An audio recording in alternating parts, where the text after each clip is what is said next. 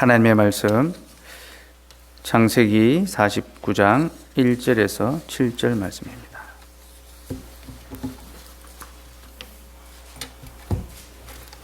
창세기 49장 1절에서 7절 말씀입니다. 제가 봉독해 드리겠습니다. 하나님의 말씀을 들으십시오. 야곱이 그 아들들을 불러 이르되 너희는 모이라. 너희가 후일에 당한 일들을 내가 너희에게 이르리라. 너희는 모여 들으라. 야곱의 아들들아, 너희 아버지 이스라엘에게 들을지어다. 르우벤아, 너는 내 장자요 내 능력이요 내 기력의 시작이라. 위풍이 월등하고 권능이 탁월하다마는 물의 끓음 같았은즉 너는 탁월하지 못하리니 내가 아버지의 침상에 올라 더럽혔음이로다. 그가 내 침상에 올랐었도다. 시몬과 레위는 형제요 그들의 칼은 폭력의 도구로다. 내 혼아 그들의 모의에 상관하지 말지어다. 내 영광아 그들의 집회에 참여하지 말지어다. 그들이 그들의 분노대로 사람을 죽이고 그들의 혈기대로 소의 발목에 힘줄을 끊었음이로다. 그 노염이 혹독하니 저주를 받을 것이요 분기가 맹렬하니 저주를 받을 것이라. 내가 그들을 야곱 중에서 나누며 이스라엘 중에서 흩으리로다. 아멘. 아버지 하나님, 오늘도 우리에게 변함없이 주의 말씀을 들려주셔서 감사합니다. 이 말씀 들려주심으로 우리를 향한 신실한 하나님의 사랑을 나타내셨으니 이제 이 말씀으로 그 사랑이 얼마나 놀라운지 우리로 깨달아 알게 하여 주옵소서. 예수님 이름으로 기도드리옵나이다. 아멘.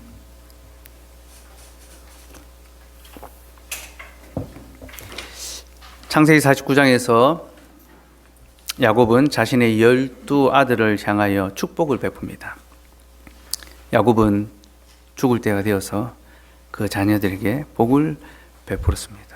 그런데 본문을 자세히 들여다보면 그 안에 우리를 당황하게 하는, 우리를 당혹스럽게 하는 그런 내용들도 있다는 것을 발견하게 됩니다. 야곱은 자녀들에게 복을 베풀기도 하지만 책망의 말을 하기도 하기 때문이죠. 특히 그는 축복의 말을 전하기 전에 먼저 책망의 말, 권면의 말을 먼저 합니다. 오늘 읽은 본문이 바로 그에 대한 내용인데요. 야곱은 처음에 세 아들에게 복을 베푸는 것이 아니라 벌을 내리고 있습니다. 너희들이 이렇게 잘못하였다라고 책망하고 벌을 내립니다. 그가 자기 아들들에게 벌을 내리는 이 장면을 우리는 어떻게 이해해야 할까요? 우리는 이 장면을 통해서 무릇 아버지에게는 복을 베풀 권세도 있지만 벌을 내릴 권세도 있다는 것을 알아야 합니다. 아버지에게는 그러한 권한이 있습니다. 이것은 하나님께서 주신 권한이요. 그래서 우리는 부모에게 공경해야 합니다. 이것이 마땅한 도리입니다. 하지만 이보다 더 중요한 것은요, 오늘 야곱의 모습이 아버지로서의 모습이 아니라 교회의 직분자로서의 모습을 보여주고 있다라는 사실입니다. 야곱은 믿음을 따라서 자기 아들들에게 장래의 일에 관하여 예언하고 있는데요, 이는 선지자적 사역입니다. 곧 하나님의 계시의 말씀으로 설교하는 거죠. 자기 아들들, 자신의 교회의 성도들에게 하나님께서 주시는 계시의 말씀으로 설교하고 있습니다. 특별히 그는 결코 자신의 감정에 따라 예언하지 않습니다. 사사로이 자기의 호불호를 따라서 아들들을 대하지 아니하고 그가 기도하면서 하나님께 받은 계시, 하나님께서 그를 통하여 그 자녀들에게, 그 교회 성도들에게 하실 말씀을 야곱이 전하는 것입니다. 제가 지난 수요일에 설교가 무엇인지 말씀드렸습니다. 설교는 목사가 하고 싶은 말을 하는 것이 아닙니다. 목사가 하나님께로부터 말씀을 받아서 그 말씀을 성도들에게 전하고 전달하는 것, 그것이 설교적 사역입니다. 야곱이 바로 그 사역을 하고 있는 거죠. 그래서 창세기 49장은 야곱의 축복이 아니라 야곱의 설교입니다. 특별히 야곱의 고별 설교죠. 그는 죽음을 앞두고 교회의 은퇴 설교, 고별 설교를 하고 있습니다. 그가 전한 설교의 핵심은 크게 두 가지입니다. 첫째는 하나님께서 자신의 교회를 정결하게 하신다라는 겁니다. 하나님께서는 자신의 교회를 거룩하고 정결하게 하신다. 둘째는 하나님께서 자신의 교회에 구속자를 보내주신다라는 겁니다. 이게 후반부에 나오는 내용이죠. 설교의 1대지는 하나님께서 자신의 교회를 정결하게 하신다. 2대지는 하나님께서 자신의 교회에 구속자를 보내신다. 그리고 우리에게는 3대지가 있습니다. 하나님께서는 자신의 교회에 구속자를 보내셨다. 역사 속에서 성취가 되었기 때문이죠. 어쨌든 야곱의 설교는 이런 내용을 담고 있는데요. 저는 오늘 먼저 하나님께서 자신의 교회를 거룩하게 하셨다. 정결하게 하셨다. 이 내용에 대해서 살펴보려 합니다. 야곱은 자신의 아들들 중에서 첫째와 둘째와 셋째에게 책망의 말을 했습니다. 이들은 12아들들 중에서 우두머리 격입니다. 여러분, 아들이 12이니까 그 안에 얼마나 권력 구도나 어떤 이 역학 구도가 다 형성이 됐겠습니까? 첫째, 둘째, 셋째는요, 우두머리입니다. 가장 큰 영향을 발휘하고 가장 큰 힘을 갖고 있었던 것이 이들 셋이죠. 근데 야곱은 바로 이들을 책망했습니다. 왜 책망했습니까? 그들이 범죄했기 때문이죠. 그들이 행악했기 때문에 야곱은 그들의 죄를 책망했습니다. 먼저 르우벤은 아버지의 침상을 더럽혔습니다. 그는 야곱의 장자요, 그의 능력이며 기력의 시작이었지만 아버지의 침상에 올라 그의 권위를 더럽혔고 이로써 장자로서의 자격을 잃어버리고 맙니다. 그가 범하였던 죄의 내용은요, 창세기 35장 22절에 소개되고 있습니다. 우리 같이 한번 읽어볼까요? 네, 시작. 이스라엘이 그 땅에 거주할 때에 르우벤이 가서 그 아버지의 첩 비라와 동침하매 이스라엘이 이를 들었더라. 야곱의 아들은 12이라. 성경은요, 야곱의 12아들을 소개하는 대목에서 조금 뜬금없이, 느닷없이 르우벤의 범죄를 이야기합니다. 이것을 통하여 사실은 야곱의 12아들이 다 죄 가운데 거한다라는 것을 상징적으로 보여주는 것인데, 어쨌든 야곱의 12아들을 소개하는 대목에서 르우벤이 범죄했다는 사실을 우리에게 보여줍니다. 특별히 그의 범죄는 아버지의 아내였던 비라, 첩이요 아내죠, 그죠? 이 비라와 동침한 것입니다. 아버지의 여자를 취한 거죠, 그죠? 그의 행동은 두 가지 면에서 심각한 범죄입니다. 첫째는 그의 행동이 아버지의 명예와 권위에 대한 도전이었다는 겁니다. 이것은 단순한 음행이 아닙니다. 자신의 정욕을 참지 못해서 벌인 그런 죄가 아닙니다. 그는 아버지의 여인을 취하였고, 이는 아버지를 가장 욕되게 하는 것이며, 이제 자신이 아버지 노릇을 하겠다, 아버지의 권위를 차지하겠다라는 욕망의 그런 표현들입니다. 그래서 다윗 압살롬이 다윗에게 반역했을 때에 어떻게 아버지의 영광과 권위를 무너뜨리고 자신이 왕적 권위를 드러낼까 할 때에 다윗의 여인들을 범하는 일을 벌이지 않았습니까? 압살롬이 그런 악을 행하였습니다. 다윗의 처들을 취하여서 자기가 범하여서 내가 왕이다, 내가 아버지다. 이것은 매우 동물적인, 아주 본능적인 그런 악한 행위죠, 그죠? 르우벤이 그런 악을 행하였고, 성경은 이러한 종류의 범죄를 매우 심각하게 대합니다. 고린도전서 5장 1절에서 2절 말씀 한번 볼까요? 같이 읽읍시다. 시작. 너희 중에 심지어 음행이 있다함을 들으니 그런 음행은 이방인 중에서도 없는 것이라. 누가 그 아버지 아내를 취하였다 하는도다.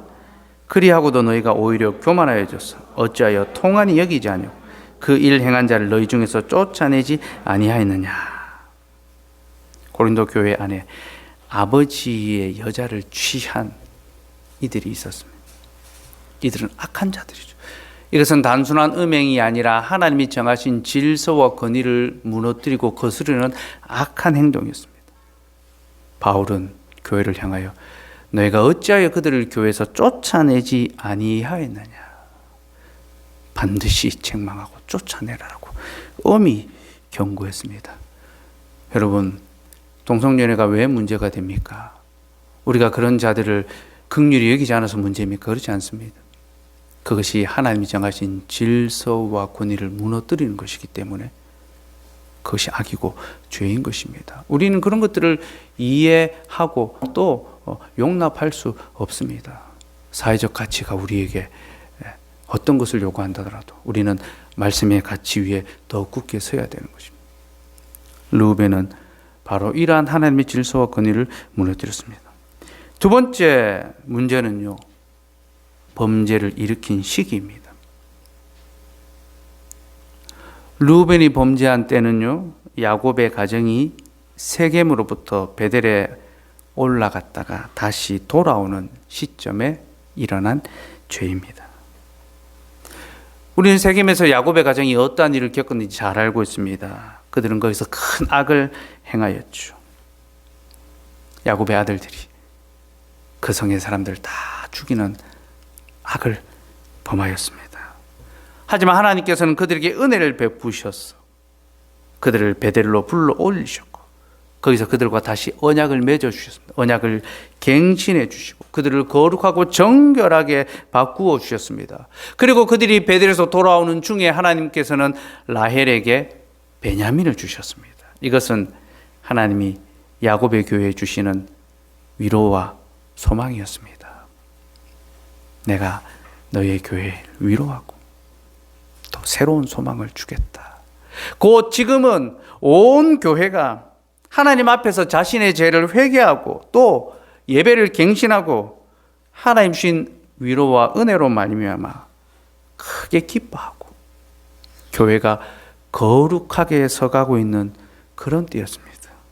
바로 그때 르우벤이 아버지의 아내를 취하여 범하는 그런 죄를 일으킨 것입니다. 여러분, 그러니 그의 죄가 얼마나 교회에 큰 위협이 됐겠습니까? 르우벤 한 사람으로 말미암아 온 교회가 다시 죄의 구렁텅이로 떨어질 수 있는 그런 위기에 처한 것이 바로 그때의 상황이었습니다. 그래서 야곱의 12아들을 소개하면서 르우벤의 범죄의 장면을 언급하고 있는 것입니다. 야곱은 이 모든 것을 기억해 두었습니다. 그리고 그 죄를 엄히 책망하고 있습니다. 근데 여러분, 여기서 우리는 한 가지 의문이 생깁니다. 야곱이 르우벤을 책망하되 왜 그때 그가 죄를 범하였을 때 그때 책망하지 않고 지금 와서야 책망할까라는 거죠. 성경은 분명히 야곱이 그 이야기를 들었다라고 밝힙니다.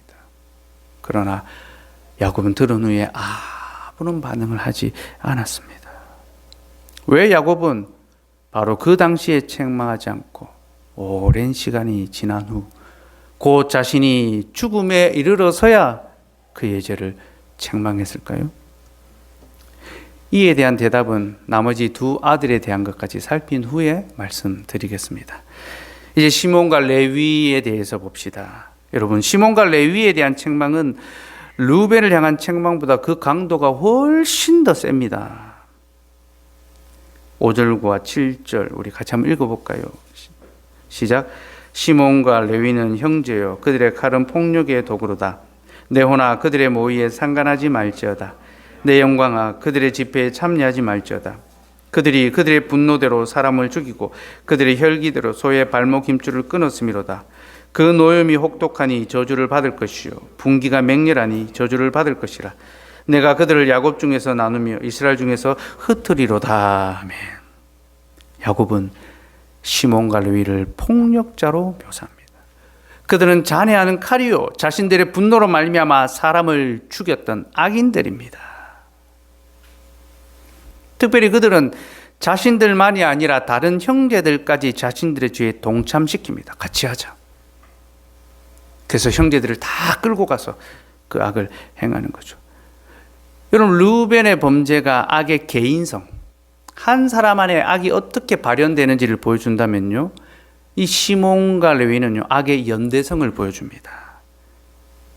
한 사람의 죄가 어떻게 확장되고 연대하며 더 커져가는가, 이걸 보여주는 거죠. 여러분, 한 사람의 죄는 교회의 일부분을 상하게 합니다. 주님의 몸의 일부분에 상처를 주죠. 그러나 형제가 연합하여 범하는 죄는 교회 전체를 상하게 할 수도 있습니다. 심각한 도전이요, 위기죠. 그래서 야곱은 다른 자녀들에게 너희는 그들의 모의에 상관하지 말고 그들의 집회에 참여하지 말라. 그들의 말을 듣지도 말고 그들의 말에 동참하고 동의하지 말라라고 그렇게 경고합니다. 또한 그들에게 저주를 선언하며 그들이 이스라엘 중에서 나누어지며 흩어질 것이다 라고 말했습니다. 나누어지고 흩어진다는 것이 무엇입니까? 힘을 갖지 못한다는 거죠. 그들은 결집하지 못하며 그들은 권세와 권위를 얻지 못합니다. 야곱은 그들이 주님의 교회에서 아무런 힘과 영향을 행사하지 못하게 될 것이다 라고 그렇게 말했습니다. 그렇다면 여러분, 이들은 도대체 무슨 죄를 지었기에 이렇게 큰 벌을 받고 있는 것일까요? 그들의 죄의 내용에 대해서는 우리가 익히 계속 살펴보았죠. 창세기 34장에 보면 그들은 자기 동생의 일로 말미암아 세겜의 남자들을 다 죽였습니다. 자기의 동생이 강간을 당하니까 그 성의 모든 남자들을 다 살해했죠. 그들의 죄가 얼마나 심각하고 교회론적으로 또 하나님의 말씀에서 어긋나 있는지는 제가 몇 차례 말씀드렸습니다. 그래서 오늘은 조금 다른 측면에서 그들의 죄를 살펴보려 합니다. 그럼 시몬과 레위가 범죄했을 때 야곱은 즉각적으로 그들의 죄를 책망했었습니다. 너희가 어찌하여 이렇게 행하였냐? 하지만 그때 그들이 보인 반응이 무엇일까요? 창세기 34장 30절에서 31절 말씀 봅시다.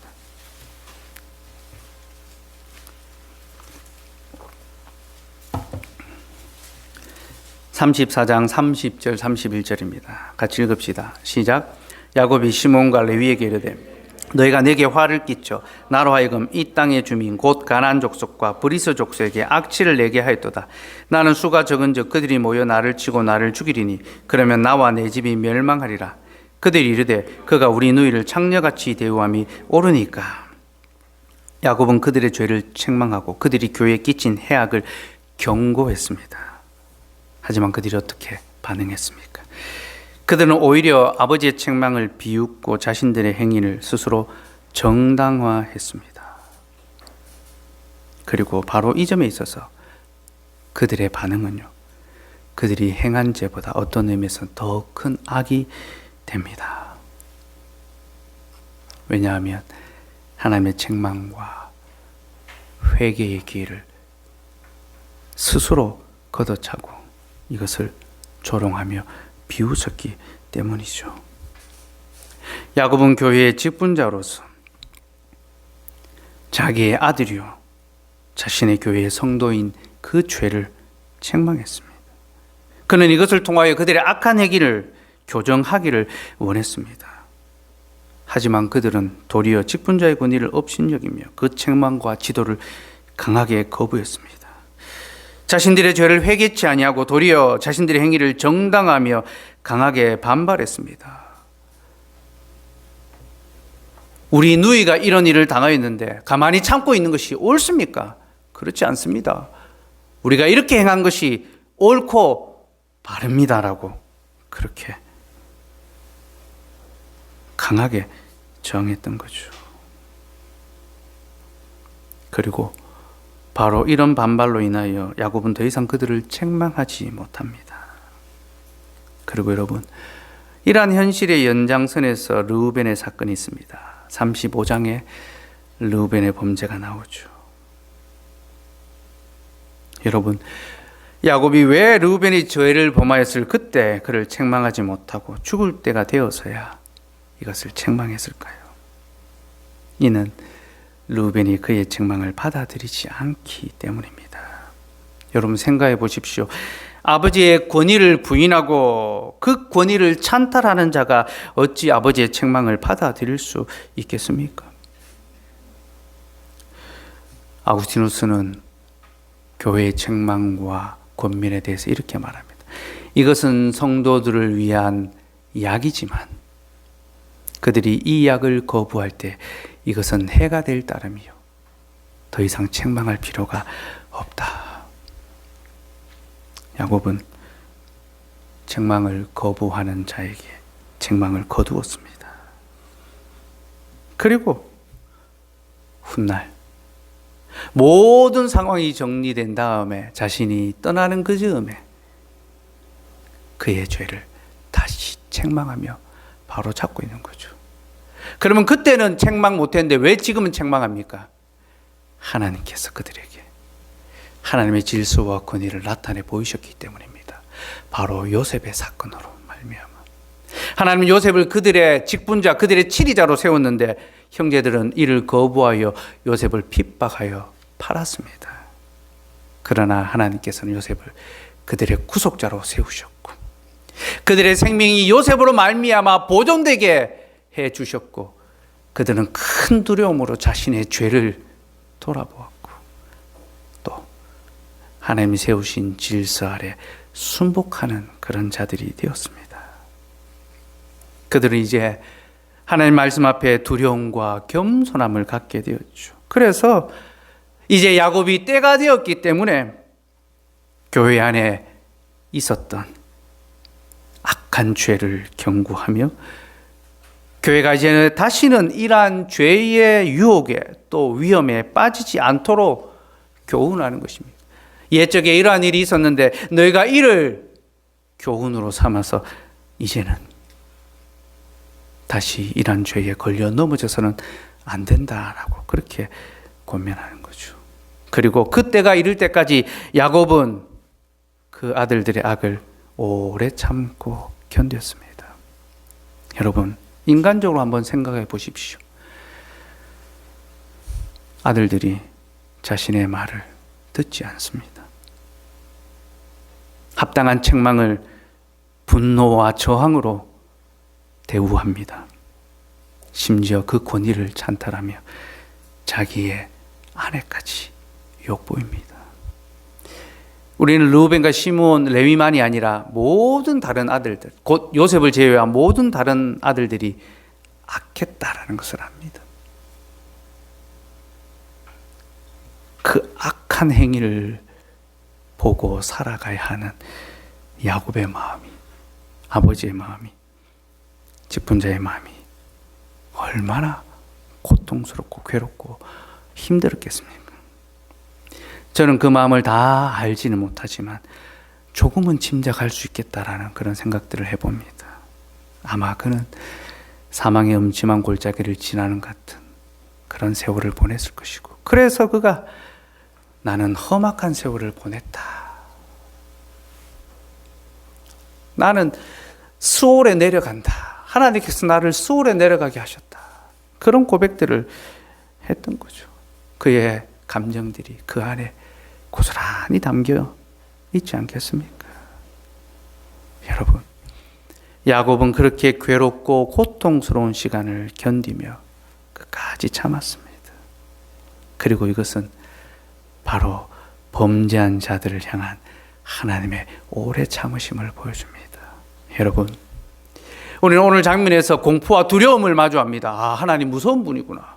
하나님 저주를 베푸시는 분이구나. 여러분, 공포와 저주를 보는 것이 아닙니다. 우리가 보아야 할 것은요, 죄인들을 오래 참으시고 용납하시는 하나님의 사랑을 보아야 합니다. 하나님은 르우벤과 시몬과 레위의 범죄를 오래 참으셨습니다. 그들의 죄는 매우 중하여 그 즉시 심판을 받아 하나님의 약속의 백성에서 제거되어야 하지만 하나님은 그들을 오래 참으시고 또 참으시며 그들을 용납하셨습니다. 그런데 여러분, 하나님의 오래 참으심에는 기한 없는 무한정의 기다림이 아니다라는 사실을 알아야 합니다. 하나님께서는 우리가 돌아오기를 오래 참으시지 그냥 우리를 내어버릴 수 있는 상태에서 오래 참는 것이 아닙니다. 하나님께서는 오래 참으시되 때가 되면 우리의 죄를 엄히 책망하십니다.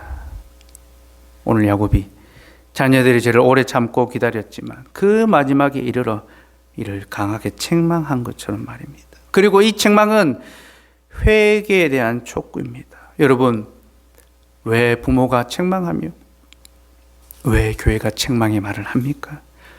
자신들의 죄를 알고 회개함으로 하나님의 용서와 회복을 다시 얻게 하기 위해서 책망하는 겁니다. 우리 하나님께서 죄를 책망하는 것은 그 죄를 용서하시기 위해서입니다. 여러분, 이것이 바로 책망의 기능과 유익입니다. 책망은 범죄한 자를 돌이켜 하나님께 다시 받아들여지게 하는 은혜의 방편입니다. 우리 하나님은 우리의 모든 죄를 용서해 주시지만 자신의 죄를 인정하고 회개하는 자의 죄를 용서해 주십니다. 그래서 책망하시는 거죠. 실제로 야곱의 책망은요, 회개와 회복의 역사를 불러왔습니다. 그는 레위를 저주하면서 그들이 교회 안에서 아무런 영광을 얻지 못할 것이다. 그들은 교회 안에서 힘을 얻지 못할 것이다 라고 선언했는데요. 훗날 그들이 자신들의 죄에서 돌이켜 회개할 때에 하나님께서 그들에게 다시 은혜와 영광을 회복시켜주는, 복권시켜주는 그런 일이 일어납니다. 저는 이 부분에 대해서도 말씀을 드린 적이 있습니다. 출애굽기 32장에서 이스라엘이 금송아지를 숭배했는데 그때 모세가 하나님의 노를 바라며 하나님의 심판에 참여할 자들을 불러 모으는데 그때 레위인들이 모세에게 속하여 그 심판의 사역을 감당하여 자기 형제들을 쳤죠. 이전에 레위와 시몬, 레위는 하나님의 말씀보다도 자기의 형제를 더 사랑했습니다. 그래서 자기의 동생이 험한 일을 당하자 하나님의 말씀으로는 사랑하고 용서하기를 요청하는데 또 하나님은 눈에는 눈, 이에는 이로 정당한 것만 갚으라고 하셨는데 그들은 과도한 분노와 보복으로서 세겜의 모든 남자들을 죽였었지 않습니까? 그렇게 그들은 하나님의 말씀보다 자기 형제 혈육을 더 사랑했는데 이제는 자기 형제보다도 하나님의 말씀을 더욱 사랑하는 자들이 되었습니다. 그래서 기꺼이 자기 형제들을 책망하고 심판하는 그 역할을 감당했던 것입니다. 그러자 모세가 그들의 행위를 크게 칭찬하며 하나님께서 너에게 복을 내리실 것이다. 그렇게 말했습니다. 야곱은 저주를 선언했지만 모세는 회복을 선언한 것이죠. 그렇게 그들은 저주의 가문에서 하나님의 거룩한 제사장의 가문이 되었습니다. 레위인들은 제사장, 성전에 봉사하는 자들이 되어서 하나님의 교회에서 영광과 높임을 받게 되었죠. 여러분, 이런 일련의 과정이 우리에게 보여주는 것이 무엇입니까? 하나님의 책망과 지도와 권면이 그 백성을 망하게 하는 것이 아니라 실은 살리는 사역이라는 겁니다. 하나님께서는 자기 자녀를 영원히 살리기 위하여 그 자녀를 책망하고 권징합니다. 그래서 하나님께서는 자신의 교회에 책망과 권징의 권한을 주셨습니다. 너희는 내 자녀를 바르게 하며 온전케 하라. 그런 뜻이죠. 우리 웨스트민스터 신앙고백서 30장 교회의 권징 3항에서는 권징을 이렇게 말합니다. 같이 읽어볼까요? 시작. 교회의 권징은 과오를 범한 형제를 교정하여 다시 얻기 위함이며 다른 이들이 같은 과오를 범하지 않도록 방지하며 누룩이 온 덩어리에 퍼지지 않도록 제거하며 그리스도의 명예와 복음에 대한 거룩한 고백을 옹호하며 또 하나님의 언약과 그 언약의 인들을 사악하고 완악한 범죄자들이 더럽히도록 교회가 방치할 때 교회에 임할 하나님의 진노를 막기 위하여 필요하다. 권징이 필요한 것은 과오를 범한 형제를 교정하기 위해서, 그래서 그를 다시 얻기 위해. 여러분, 교회는요 형제를 버리기 위해서가 아니라 형제를 다시 얻기 위하여 권징합니다. 그를 진실로 한 형제로 대하기 위해서 책망합니다.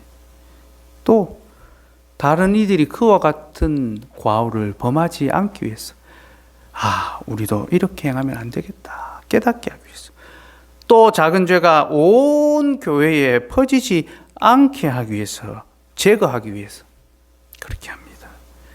이것은 그리스도의 복음을 지키는 길이며 이것은 하나님의 언약과 그 언약의 백성들을 보호하는 길이며 교회가 이것을 행하지 않으면 하나님의 진노가 그 교회에 임하고 마는 것입니다.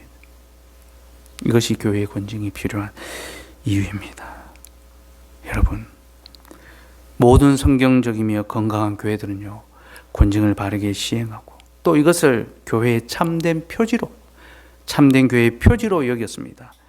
도르트 신조에 보면 참된 교회의 표지로 말씀과 성례와 권징 이 세 가지를 제시합니다. 곧 말씀이 바르게 선포되며 성례가 순수하게 시행되며 권징이 온전하게 행하여지면 그 교회가 곧 참된 교회다라고 그렇게 말했습니다. 말씀과 성례와 권징은 참된 교회의 세 가지 표지입니다. 근데 여러분, 도대체 이러한 교리가 어디서 왔을까요? 말씀과 성례와 권징이 교회의 표지라는 것이 사람이 만들어낸 교리라면요, 이것은 우리가 받을 교리가 못 됩니다. 이것은 우리가 받을 필요가 없습니다. 그러나 이 교리가 하나님께로부터 왔다면 우리는 이것을 무조건 받아들여야 합니다. 여러분, 모든 교리는요 말씀에서 나와야 하며 말씀으로 돌아가야 합니다. 말씀에 근거하지 않는 교리는 다 헛된 것입니다. 주의 교회를 무너뜨린 것일 따름입니다. 그러면 이 세 가지 교회의 표지가 어디서부터 왔는지를 봅시다. 마태복음 28장 19절에서 20절입니다. 같이 읽읍시다. 시작. 그러므로 너희는 가서 세례를 베풀고 내가 너희에게 분부한 모든 것을 가르쳐 지키게 하라. 볼지어다 내가 세상 끝날까지 너희와 항상 함께 있으리라 하시니라. 아멘. 주님은 제자들에게 마지막 명령으로 너희는 모든 족속으로 제자를 삼으라 라고 하는데, 제자를 삼는다라는 말에서 칠이 권징이라는 말이 나옵니다. 또 세례를 베풀고 자신이 분부한 모든 것을 가르쳐 지키게 하라 하셨죠. 곧 말씀을 가르치고 지키게 하라. 여기서 분부하신 모든 것을 지키게 하는 행위가 바로 권징의 사역을 가리킵니다. 권징이라고 말하니까 좀 거부감이 있고 좀 무서운 마음이 들 수 있는데요, 칠이 다스림이라고 이해하면 됩니다. 하나님께서 자기 백성을 말씀대로 살아갈 수 있도록 다스리고 돌보시는 거죠. 여러분, 주께서 제자들에게 주신 교회 건설의 사명은요, 말씀을 전파하고 성례를 시행하고 칠이 권징을 행하라는 것입니다. 그러니 교회의 참된 표지가 사람에게서 나온 교훈입니까? 하나님께로부터 주어진 교훈입니까? 이는 곧 주께서 자신의 교회에 주신 교훈입니다. 그러니 우리는 이것을 받아들여야 하는 거죠. 교회는 말씀을 가르치며 세례를 베풀며 그 성도들을 치리하고 다스려야 합니다. 그런데 여러분, 이 다스림은 하는 사람에게도 받는 사람에게도 매우 어려운 일입니다. 야곱이 자신의 아들들조차 쉽게 책망하지 못했는데 어떻게 직분자가 성도들을 쉽게 다스리며 책망할 수 있겠습니까? 이는 매우 어렵고 힘든 일이죠. 그래서 여러분, 우리는 건강한 치리를 받기 위하여 서로 약속해야 되는 것이 하나 있습니다. 고린도후서 6장 13절 말씀입니다. 같이 읽읍시다. 시작. 내가 자녀에게 말하듯 하노니 보답하는 것으로 너희도 마음을 넓히라. 사도 바울은 고린도 교회의 죄를 책망했습니다. 엄히 경고했습니다. 그러면서 너희의 마음이 좁아져서는 안 된다. 내가 너희를 향하여 마음이 결코 좁아지지 않았다. 내가 책망의 말을 한다고 사도가 우리를 싫어한다고 생각하지 마라. 그렇지 않다. 나는 아버지의 마음으로 부드럽게 인자하게 진정한 사랑으로서 이 권면을 하고 있으니 너희는 보답하는 마음으로 마음을 넓혀 이것을 받으라 라고 그렇게 권면했습니다. 여러분, 건강한 권진 치리가 시행되기 위해서는요, 먼저 직분자는 아버지의 마음으로 인자와 사랑과 오래 참음으로 성도들을 대해야 합니다. 자신의 감정에 어떤 상황으로 성도들을 대하는 것이 아니라 하나님 아버지의 마음으로 오래 참으면서 인자함으로 끝까지 사랑함으로 권면해야 합니다. 이것이 직분자에게 요구되는 것이고, 이것을 하지 않을 때에 하나님께서는 그를 더욱 엄히 심판하실 것입니다. 그래서 루터 선생은요, 무릇 성도들을 돌아보며 다스리며 권면해야 하는 자들은 더욱 자기 자신을 말씀 앞에서 혹독하게 대하여야 할 것이다. 자신의 마음과 자신의 삶을 말씀 앞에서 혹독하게 다루지 않고서는 성도들에게 바른 것을 요구할 수 없다라는 거죠. 저는 저에게 요구할 수 없는 것을 여러분에게 요구하지 않을 것입니다. 사랑 없는 마음으로, 미움의 마음으로 결코 여러분들을 대하지 않을 것입니다. 만약 그렇다면 하나님께 저의 직분을 빼앗을 것이고, 또 저에게 더 큰 심판을 내리시고 또 내리실 것입니다. 그러나 여러분, 친절한 마음으로, 겸손한 마음으로, 부드러운 마음으로, 사랑의 마음으로 인자하게 권면하며 또 지도할 때 여러분도 넓은 마음으로 그 권면을 받아들이실 수 있기를 바랍니다. 이것이 치리에 마땅한 자세요. 하나님의 돌보심에 대해서 보답하는 것입니다. 우리가 부모의 이 가르침과 책망을 다 받아들이지 못하지만 홀로 있어 생각해 보면, 부모님 말씀이 맞는데 스스로 생각하고 또 돌이키게 되고 다시 그 지도 아래 들어가게 되지 않습니까? 그것이 자녀의 모습이고 자녀의 태도입니다. 우리는 그런 마음으로 함께 교회 생활을 해갈 수 있어야 합니다. 한 가지 더 말씀드릴 것이 있습니다. 오늘 본문에 나오는 르우벤과 이 시몬과 레위의 죄는요, 교회 안에서 쉽게 발생하는 죄의 모습이 무엇인지를 우리에게 보여줍니다. 르우벤은 아버지의 권위를 부정하며 이를 가로채려 했고, 시몬과 레위는 마음의 분노로 형제를 상하게 했습니다. 여러분, 성경 신학적으로 볼 때요, 이 두 가지 죄는 태초부터 시작한 죄의 속성을 고스란히 보여줍니다. 아담은 말씀의 권위를 부정하여 스스로 하나님이 되려 했습니다. 스스로 하나님의 자리에 올랐죠. 또 가인은 마음의 분노로 자기 형제를 죽였습니다. 그는 자신과 함께 하나님을 예배했던 예배자를 돌로 쳐 죽였죠. 그렇게 르우벤과 시몬과 레위의 죄는 아담과 가인의 죄처럼 사람의 마음속에 깊게 뿌리 내린 죄의 본질을 우리에게 보여주고, 그 죄의 결과가 무엇인지 또한 우리에게 보여줍니다. 곧 말씀의 질서를 무너뜨리고 교회의 화평을 깨뜨린 거죠. 이것이 바로 죄의 속성이며 이 죄의 모습은 역사 속에서 끊임없이 반복 재현되며 교회를 계속해서 위기에 빠뜨려 왔습니다. 곧 하나님 주신 권위와 지도를 거부함으로 교회의 질서를 무너뜨리고 자기 감정에 사로잡혀 과도한 분노를 표출함으로 교회의 화평을 깨뜨리는 일들이 교회 안에서 계속 일어났던 거죠. 여러분, 우리는 아버지 침상에 올라 더러운 음행을 행하지 않는다고 자신을 괜찮은 자로 착각해서는 안 됩니다. 왜냐하면 우리는 더러운 음행을 행하지 않을지 몰라도 하나님 주신 권위와 질서를 우습게 여길 때가 있기 때문이죠. 우리는 칼을 들어 그 형제를 죽이지 않는다고 우리가 살인자가 아니라고 착각해서는 안 됩니다. 우리는 종종 악한 말과 혀로 하나님의 형제를 해하고 저주하고 죽이곤 합니다. 그 말에 동참하며 그 일에 참여하고 그 집회를 점점 더 크게 만들어가곤 합니다. 여러분, 아담과 가인, 르우벤과 시몬, 레위의 죄는 여전히 우리 속에 그 잔재가 남아 있으며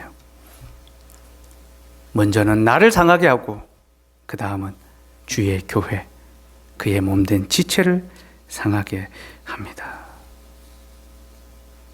그러니 여러분, 자신을 잘 살펴 악이 틈탈 기회를 주지 맙시다. 그리고 우리가 그러하기에 하나님께서는 우리에게 말씀의 권면과 지도를 허락해 주셨습니다.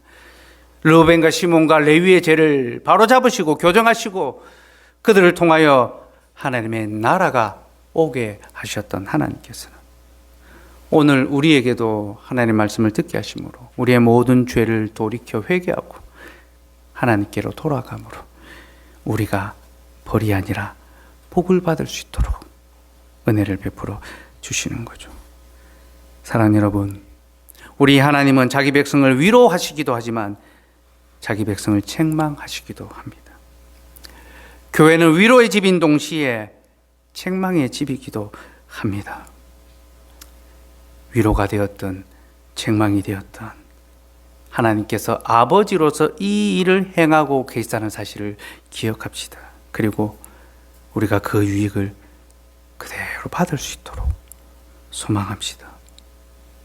그래서 우리를 주의 교회로 불러주시고 이 교회에서 말씀으로 교훈해 주시고 우리의 영혼이 하나님 말씀 안에서 바르고 온전하게 계속 살아갈 수 있도록 복된 하나님의 백성과 자녀가 될 수 있도록 그렇게 해 가시기를 소원합니다. 기도하겠습니다.